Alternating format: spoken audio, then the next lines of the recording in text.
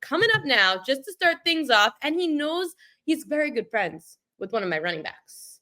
I'm bringing on the great Holton Ahlers. What's up, Holt? What's up? Thanks for having me. Huge Michael Parsons news, by the way. That was the first time me hearing it, too, so that's insane. It literally broke as soon as I hit go live. So I can't believe that they're letting go of their literal best player. But the NFC East for you, they don't know what the hell they're doing in Dallas. And Jerry Jones, is thick all the time, and we don't know about it. But I want to talk about your Pirates because I know it's a huge deal down there. I'm actually shocked you're indoors. I'm sure at Carter Finley, that place is insane.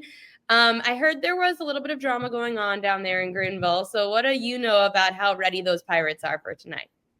We're ready. Look, I mean, no matter what, there's always going to be a little noise around the game. Look, that's what rivalries are. And it's important, to this fan base, and it's important to this region. As you know, North Carolina as a whole loves football. East North Carolina really loves football. And that's why Pirates fans are so, passionate about it. Once you get in the triangle, there's Duke, there's Carolina, there's States. We don't know about them. Who pulls for who, but once you cross east of 95, it's the Pirates. I'm not going to make you bet or anything for this, but I know that the Pirates are catching double-digit points. Are the Wolfpack that good that they should be a double-digit favorite? I don't know. And look, I'll tell you my bets. I love college football betting. So Holton Ahlers Show, the podcast, me and my co-host, we did best bets last year. We went 173. So we felt good about it. We tried to learn from you when you were on the podcast. But I think, to answer your question, look, I think NC State's really good. They're always going to recruit good. The thing about college football nowadays is you don't know how good anyone is or how bad anyone is until the season starts because there's so many transfers. State pretty much lost their whole two deep at DB. We pretty much lost our whole two deep at DB.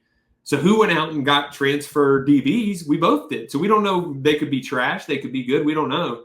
The bets that I like, though, I like Anthony Smith, anytime touchdown scorer, ECU receiver.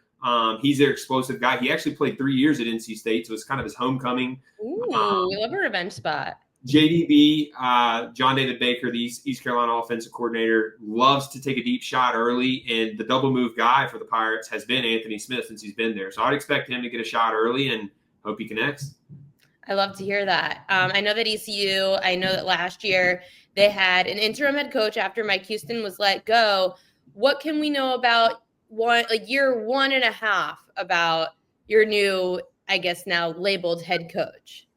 Yeah, I think he fits the mold of what Eastern North Carolina is. And I think that's why the fan base fell in love with him so much. Why he got the interim tag taken away is because he deserved, he rallied the fan base, he rallied the team in not a dark era, because it really wasn't a dark era. It was just a dark time. We lost a couple games in a row. The fan base was kind of getting old with my, former head coach, Mike Houston. So, yeah, I think he fits the mold of what East Carolina is looking for. He's a North Carolina guy. He understands blue-collar, hard work. You're not giving anything. And they've kind of embodied that, and the team's embodied that. Obviously, they still got buddies on the team. And, they love him. This area loves him. And, I'm shocked. I'm excited to see tonight. Interim head coach and head coach are two different things. We had Ruff McNeil, the old ECU coach, who's now with NC State on, and he was an interim at one time. And I asked him, what is the difference? He said, there is a difference for sure, because you have no pressure as an interim. You can go for it on fourth down. You don't got to kick the field goal. Tonight, you got to see, though. Coach Harrell was super risky, super aggressive last year as an interim, but now as the head coach, game one at a rival, what are you going to do? What do we know about the quarterback situation at East Carolina? Because I know there was a bit of a quarterback duel in the preseason. Yeah, so Caden Hauser's going in. He's the guy. He didn't start last year. He's a Michigan State transfer. Started at Michigan State as true freshman. Transferred to ECU, was supposed to be the guy, kind of lost that battle. Midway through last year, ended up becoming the starter, went 5-1 as a starter, played really, really well. Him and Coach Harrell have kind of been a package duo since then. Then in the offseason, we had a Big Ten starting quarterback, an SEC starting quarterback, and Mike Wright, who's probably one of the fastest players in college football. So Caden's the guy, and ECU fans know Caden's the guy. The team knows Caden's the guy. Mike Wright knows Caden's the guy. But Mike Wright's going to get in the game. He's going to get touches, whether that's at receiver, at quarterback, at running back, catching punts. We've heard all sorts of things. He's hit 23 miles an hour during practice. So he's one of the elite athletes in college football, and he's going to get touches tonight. How much do you believe the Pirates can cover? Enough to put money on it. So I truly believe it. I think the Pirates got a chance to win. It really just comes down to defense. that might be my heart talking. I don't really know, but I know we can cover. I think I got it at 14.5. And I think it's easy money. I've said all along, if you're an ECU fan, you got to take the spread. That's a lot. Look, we played them last year in the bowl game and won. So, that my first year and this is going back, Holt was in high school. So I was very excited that I get to cover Holt through high school, college, and now get to see him in his professional life. But when you were in high school and my first year covering ECU-NC State, ECU upset State. Yes. So, though, because you've been in this rivalry, you've gotten to be part of this your entire life as the quarterback under center and someone who's new at quarterback for this team in East Carolina. How much pressure is it? Is that moment going to be too big? How is that feeling? I think it's vice versa. I don't think there's any pressure on ECU. What's the pressure on ECU? We're not supposed to be the big dog. We're 14.5 points or whatever it's moved to now, underdogs. And we're going in there with nothing to lose with a first-year head coach. We're projected to lose by 2 touchdowns.